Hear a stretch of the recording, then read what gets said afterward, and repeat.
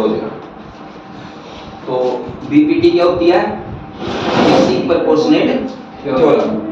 इसमें तुमने क्या काम करना है, एक ट्रायंगल है जिसमें किसी एक साइड के पैरेलल कोई दूसरी लाइन है जो बाकी दो साइड को दो पॉइंट पे काटती है। जैसे ए बी सी में जो बीसी साइड है उसके पैरेलल कोई लाइन है जिसका नाम ई एफ है, ठीक है। वो ई एफ जो है वो कितने भागों में बांटती है? इन ए बी और ए सी को दो बराबर भागों में। तो तुम्हें एक चीज गिवन है कि बी सी पैरेलल किसके है? ई एफ के। और तुमने प्रूव क्या करना है बेसिक प्रोपोर्शनेट थ्योरम में कि जो ये ई एफ है जो बी सी के पैरेलल है वो ए बी और ए सी को इक्वल प्रोपोर्शनेट में डिवाइड करती है। तो यानी ए ई के डिवाइड में ए बी और बराबर में ए एफ के डिवाइड में A C F C. This divide by this और दिस डिवाइड बाय दिस, ये प्रूव करना है तुमने। क्लियर? इसके लिए तुम्हें पहले दो कंस्ट्रक्शन करनी पड़ेगी। पहली कंस्ट्रक्शन क्या होगी? तो वो होगी तुमने ई पॉइंट से एक परपेंडिकुलर ड्रॉ करना है ए एफ पर। कहां पर? तो ए एफ पर इसका नाम रख दो ई एम।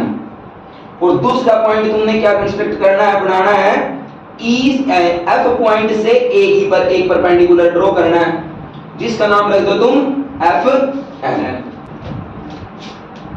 ये कोई ट्रायंगल है एबीसी, ए बी सी और बीसी के पैरेलल कोई लाइन है ई एफ जो ए बी और ए सी को दो हिस्सों में बांटती है। और तुमने प्रूव करना है कि जो ये ई एफ है वो इन दो साइड को इक्वल प्रोपोर्शन में बांटेगी। ये है बीपीटी, ठीक है। और ई एफ पैरेलल किसके है? बीसी के। तुमने कंस्ट्रक्शन करनी है सॉल्यूशन करना स्टार्ट करते ही। पहली कंस्ट्रक्शन क्या करोगे कि ई पॉइंट से ए एफ पर एक परपेंडिकुलर ड्रॉ करोगे जिसका नाम रखोगे ई एम। तो कंस्ट्रक्शन क्या होगी? ई एम परपेंडिकुलर किस पे है? ए एफ पे। और दूसरी कंस्ट्रक्शन करोगे तुम एफ पॉइंट से ए ई पर परपेंडिकुलर, तो वो हो गया तुम्हारा एफ एन। तो दूसरी कंस्ट्रक्शन क्या होगी? एफ एन परपेंडिकुलर किसके है? ए ई के। यहां तक क्लियर है? अब ट्रायंगल का जो एरिया होता है वो क्या होता है? 1/2 बेस इनटू हाइट। अगर मैं ट्रायंगल ए ई लूं, यानी मैंने ये ए ई ट्रायंगल ली, ए ई और एफ, मैंने ये ऊपर वाली ट्रायंगल निकाल ली। इसका अगर मैं इस एज से यहां पे एक परपेंडिकुलर ड्रॉ करूं ई एम, तो इस ट्रायंगल का एरिया क्या होगा? Area of A E F कितना होगा? 1/2 बेस कितना है? ए एफ और हाइट कितनी है? E M. इक्वेशन नंबर 1 मान लो इसको। और इसी ट्रायंगल में, अगर इसी ट्रायंगल में यानी ए ई एफ ट्रायंगल में एफ से इस पे परपेंडिकुलर ड्रॉ करूं तो फिर इसी ट्रायंगल का एरिया क्या हो जाएगा? 1/2 ये हो जाएगा, बेस हो जाएगा ए ई और हाइट कितनी है? F N. क्या हो जाएगा? F N. अगर तुम ध्यान से देखो ये ट्रायंगल तो ए ई एफ ही है ना दोनों, तो दोनों ये एरिया भी तो बराबर होंगे। जब हम इन दोनों एरिया को बराबर रखेंगे यानी इक्वेशन 1 एंड 2, जब मैं 1 और 2 को इक्वेट करूंगा, क्योंकि दोनों एरिया एक ही ट्रायंगल के हैं तो मैं बराबर रख सकता हूं। तो 1/2 A F into E M is equal to 1/2 A E into F N. यहां तक कोई प्रॉब्लम तो नहीं? तो 1/2 उधर जाके कट जाएगा एक दूसरे से। एक काम करो, जो साइड साइड है उनका रेशो अलग ले लो और जो हमारे पास परपेंडिकुलर है उनका रेशो अलग ले लो। तो ए एफ डिवाइड में ए ई इज इक्वल टू, अच्छा इसको यही रखा है तो इसको डिवाइड में लेके आया हूं, यहां से वो डिवाइड में चला जाएगा।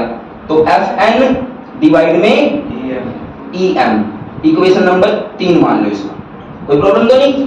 मैंने दोनों एरिया बराबर रख दिए और साइड साइड का रेशो ले लिया तो परपेंडिकुलर का रेशो हो गया।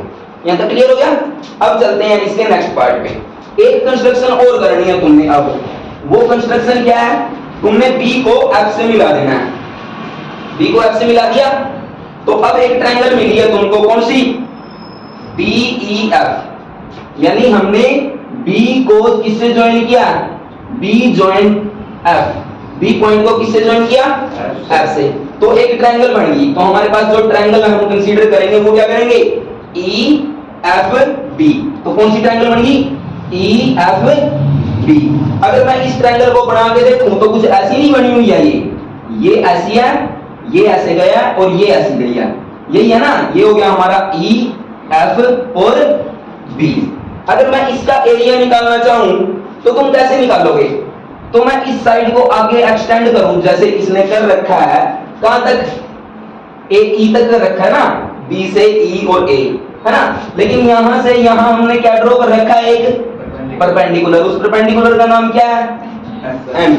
और ये एक कैसी ट्रायंगल है, बी ई एफ, एक ऑब्ट्यूज एंगल ट्रायंगल। तो इसका एरिया क्या होगा, area of E F B, E F B.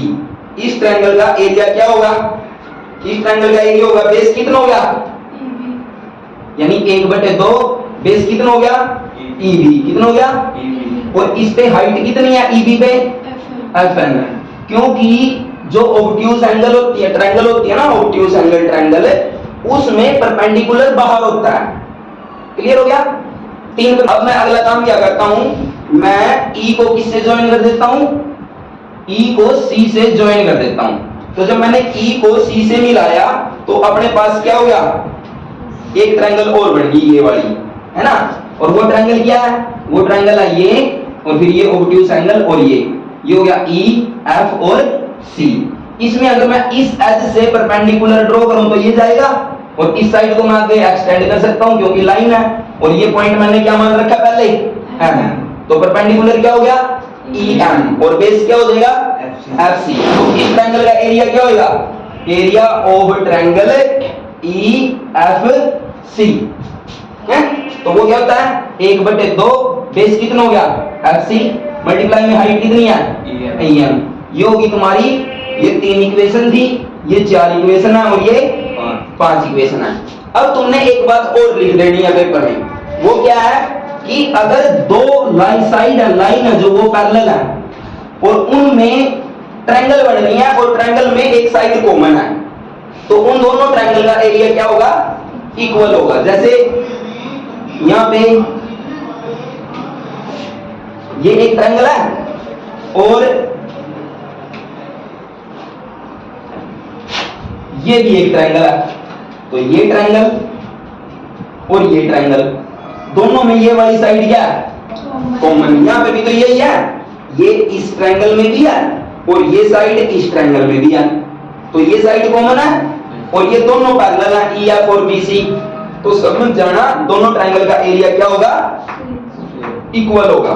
तो तुम लिखोगे equation 4 is equal to equation 5। Reason क्या लिखोगे, 2 triangle with common side between 2 parallel line. समझ में आ गया कि 2 ट्रायंगल हैं जिनमें एक साइड कॉमन है, और वो 2 पैरेलल लाइन के बीच में है, यानी पैरेलल लाइन के बीच में अगर 2 ट्रायंगल की एक साइड कॉमन है तो समझ जाना उनके एरिया क्या होंगे, इक्वल होंगे। यहां तक क्लियर हो गया, तो इक्वेट कर दो, 4 और 5 इक्वेशन को इक्वल करो, तो ये हो गया 1/2 ई बी इंटू में F N is equal to 1/2 F C into में ई एम। 1/2 से कौन कट गया, 1/2। अब तुम साइड साइड का रेशो ले लो, जैसे और परपेंडिकुलर को अलग रखो, ई बी डिवाइड में एफ सी बराबर में ई एम अपॉन में एफ एन। इसको इक्वेशन क्या मान लो, 6। क्या मान ली, 6। अब जरा तीसरी देखो, F N upon E M है, और यहां क्या है, E M upon F N. पहले इसको पलट लो, इसको F N upon E N कर लो, F N upon E M. अगर मैंने इस साइड को पलटा तो इधर वाली भी पलटनी पड़ेगी, तो ये क्या हो जाएगा, F C upon E B. Equation number 7। अब तुम अगर ये तीसरी और 7वीं इक्वेशन को देखो, एक रेशो क्या दोनों में सेम है, तो दूसरा भी क्या हो जाएगा, आपस में सेम हो जाएगा। तो हम क्या कहते हैं, 7 और 3 में से अगर उनकी राइट साइड इक्वल है तो लेफ्ट अपने आप इक्वल हो जाएगी, कर दें उसको इक्वल। तो इसको इक्वल करें तो ये हो जाएगा AF अपॉन में AE बराबर में FN अपॉन में EM, और FN अपॉन में EM किसके बराबर है? FC अपॉन FC अपॉन में EB, है ना? यहां तक क्लियर हो गया। अब ये तीनों आपस में बराबर है तो मैं इन दोनों को बराबर रख देता हूं। जब मैं इन दोनों को बराबर रखूंगा, क्योंकि ये तीनों आपस में बराबर हैं, तो मैं ये AF अपॉन में AE बराबर में FC अपॉन में EB, और मुझे क्या चाहिए? मुझे चाहिए AE डिवाइड में EB, और उधर AF अपॉन में FC। तो यहीं से तो आएगा, क्रॉस मल्टीप्लाई करो, क्या हो गया? AF मल्टीप्लाई EB बराबर FC मल्टीप्लाई AE। यहां तक हो गया। अब हमें क्या चाहिए? AE के डिवाइड में कौन चाहिए? EB, और AE कहां है? यहां, और EB कहां है? यहां। तो ये उधर से उधर चली जाएगी, तो ये क्या हो जाएगा? AE डिवाइड में EB, और इधर कौन बच गया? AF, और उधर जो मल्टीप्लाई में है वो कहां चला जाएगा?